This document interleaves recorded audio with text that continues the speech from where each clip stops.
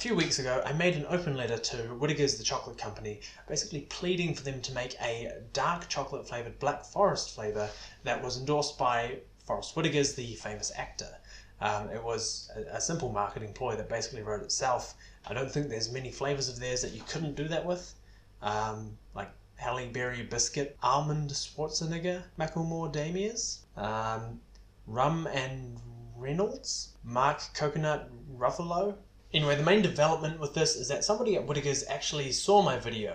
Well, they saw the link to my video and I had to describe to them what was in that video. Apparently they've got some sort of web protection that stops them from watching videos at work, potentially to protect them from watching anything, anything naughty.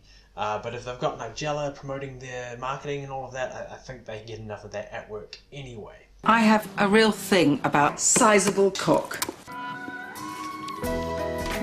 The main takeaway from all of this is that they thought the idea sounded delicious and that they were going to let their marketing team know about the idea to use Forrest Whitaker's. So I don't know where that email ended up, but probably down a black hole. But it also seems that they have some sort of database that they use to record all of the random ramblings of people on the internet that want them to make random flavors, and then they put it all there, and then once they run out of ideas, they go and they pull one of them out and they make it into a flavor. And we know that this has been a really good marketing strategy for them in the past. We know that they added their chocolate to some really nice milk, and there were lines out the door. They had to get security guards for when they had a delivery come in to monitor the distribution of that chocolate milk. This is like what they were going to do in South Africa if they hit day 0 with their drought, which luckily they didn't have to get into. But what I'm saying here is that Whittaker's chocolate is very predominantly sells really well. So a new flavour normally sells really well as well. Well, I've said well too many times. Anyway, cracking on with this video. The main point I'm trying to convey here is that if you really want to see this flavour made, like I obviously really do, I'm going to leave a link in the description below so you can jump in and give your feedback to Whittaker's. Lovely lady will answer your email and probably tell you the exact same thing she told me. But the more we voice our want for this, the more likely it will come around for everybody. For me personally, I'm going to make it happen right now with my own improvised recipe. So if you want to see how I do that, stick around. I've got some stuff here. And we're gonna do that in one of those cheesy style Facebook ingredient videos that never shows you how much the portions are and always does stop motion to show you all of the ingredients going together. So let's jump right into that now. So first things first, let me say all the things I'm gonna do. We're gonna do this twice. We're gonna do this once with 50% chocolate and again with 62%.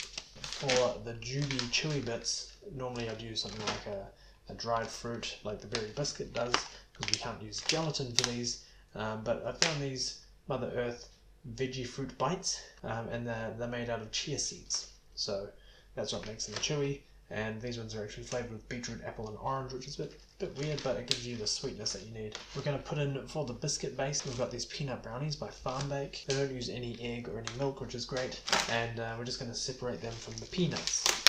Alright, so the first thing I want to do is I'm going to chop up these things. They're quite elongated. I want to make them more nugget sized, so I'm gonna chop these up nice and chewy, really good.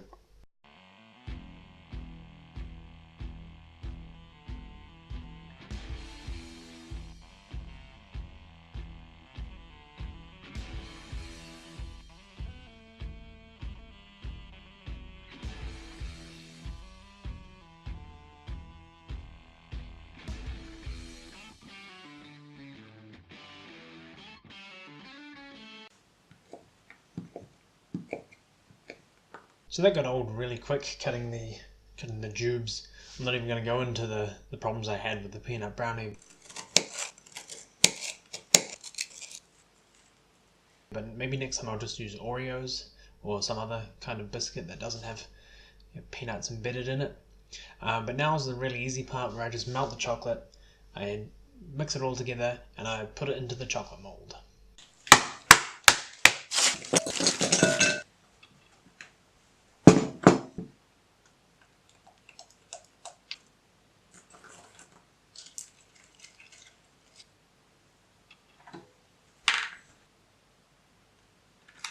I mean, when you think about it, there's a legit reason why this stuff is made in a factory somewhere and not in just nobody's kitchen.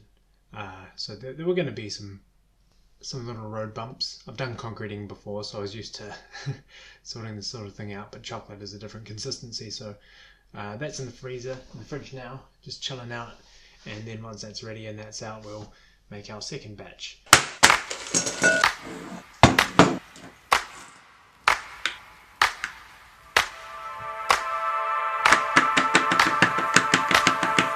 Alright, and I think that went a lot smoother than the one before, so definitely something you get better at over time.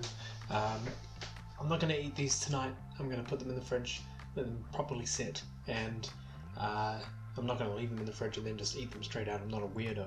I'll leave them out on the bench, and then we'll do a grand tasting of it maybe tomorrow. Am I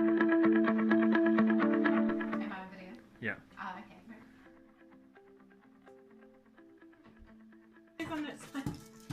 Oh. Yeah. Did we break it? Are they both the same? No, they're two different. It's dark. I think it's dark down there. I could leave it out for ages.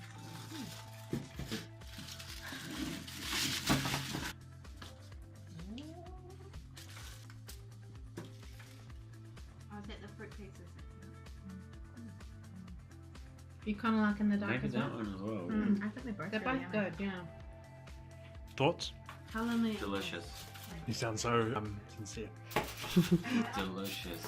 Prettiness. That's Sorry, actually yeah. more. You Yeah. can. It's I not could like eat all of over this. sweet.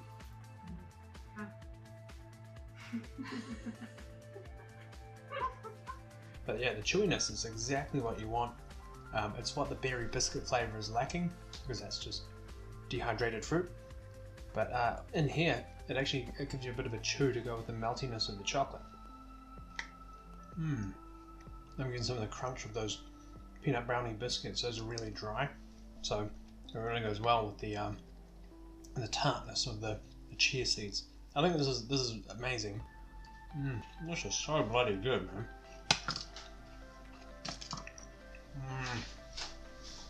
Right, what I got to say about that is Whittaker's, you have to make that flavour happen. That was simply amazing. I've still got some of the tartness of the sort of jelly from that chia seed, chewy, fruity stuff stuck up in my teeth, and that's coming out.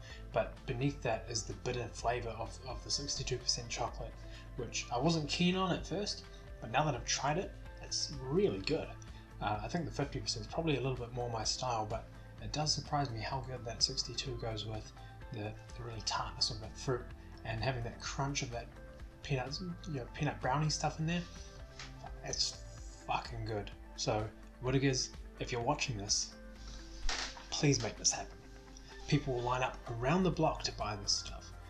If not them, I will, and I'll fit around the block as well if you make it. Don't let that put you off doing it. I think it's a good idea, a good business venture, and with that, I'm going to sign off for the night. So.